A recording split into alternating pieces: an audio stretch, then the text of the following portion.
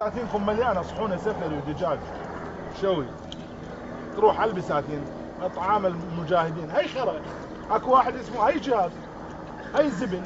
اكو جهاد هذا اللي نيش بطيس يسمونه مجاهد. الاخت وام تنيش يسمونه مجاهد. والله فلا انتمع القاعده الا ابن القحبه ومطعون بعرضه بس سلاله، يعني بالوراثه عرضه مطعون، وابن فلانه ابن فلانه. والله لا ام منيشه بيه مو ابن ابوه ابد، واحلف يمين مو ابن ابوه اطلاقا يعني. وتسمعون عنهم هم جاي يحللون ويحرمون بكيفهم. هذا فلوس ياخذ. ايران تدفع له الخارجيه تجيب له اليه ويقتل بكم وانتم تسمونه المجاهد. المجاهد هو الشرطي، المجاهد هو الجندي، المجاهد هو الصحوه المضبوط. هذا المجاهد اللي سهران ليله ونهاره وواجب بدره بتاع يحميكم انتم. بس اني اشهد انتم ما تستحقون حمايه منهم، لان انتم ما قاعد تساعدونهم بمعلومه ولا تنطون معلومات، وقاعد تضمونهم بالبيوت بما فيهم شيخكم شيخ العرب قاعد يقعدهم ببيته زين ويضمهم ببيته. واحنا ندري بهذا الحكي. لا تصدقون اكو سالفه ما ندري بيها احنا، كلها تصلنا وكلها نسمعها. ما تقدر ما تزعل القاعده، واذا ما يطخ راسه بالقاع ابو القاعده. انا على ابوه لا ابو الزرقاوي لا ابو بلادن لا ابو عرجو لا ابو رسو. شنو هذا جاب لك غير صدر لك الموت؟ اكو غير الموت جاب لكم اياه؟ انتم ساكتين ويوميا يكسل واحد بيكم على اساس اني هسه يقطع فكري عليكم وينصب قولي واقول عالجوهم بالبديه.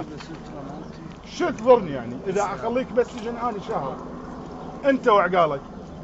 بس انت يعني واحد يقول اني مظلوم ليش يخلفني؟ بس اني ايضا اقول لك انت مو مظلوم. انت تشوفه يمشي وتضمه وتقعدوا ببيتك وتنطيه قزقر. لا تسمعون ترى كذب. جيش اسلامي ارهابي، تنظيم قاعده ارهابي، نقشبندي كلب ابن كلب، راشدي منعول صفحه، جيش مجاهدين اكو قحبه. لا تصدقون اكو تنظيم هو شريف. الشريف هو الجندي والشرطي. اي ميليشيا اخرى هو علاس وهو كلب ابن كلب، ولا يستحق ان يكون عراقي، ما يستحق الا يكون عدو. نقاتله كلنا صف واحد نقاتله. اما انت جاي تقول لي هذا جيش اسلامي؟ انا على ابوه بتجنده اذا مو هو علاس واسخف من القاعده. لا بل قاموا يسوون شغلات.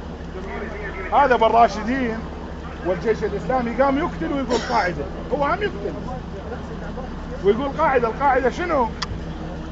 القاعده قام كل شيء يلزق بصفحته. هي صحيح مجرمه القاعده واسوأ من كلاب القاعده. لا الكلب احسن من القاعده. الكلب يحرس، الكلب يحمي، هذول يبقون المجرم. حافظوا على نسوانكم، حافظوا على اطفالكم، وحافظوا على فكركم.